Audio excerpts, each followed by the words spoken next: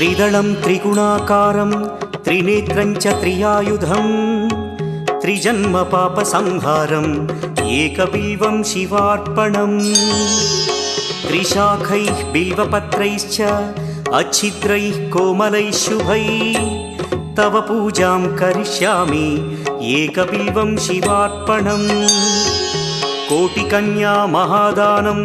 तिलपर्वतकोटयः काञ्चनं शैलदानेन एकबिल्वं शिवार्पणम्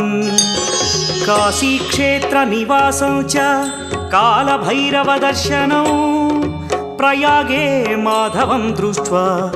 एकबिल्वं शिवार्पणम् इन्दुवारे व्रतं स्थित्वा निराहारो महेश्वर नक्तं हौष्यामि देवेश एकबिल्वं शिवार्पणम् रामलिङ्गप्रतिष्ठा च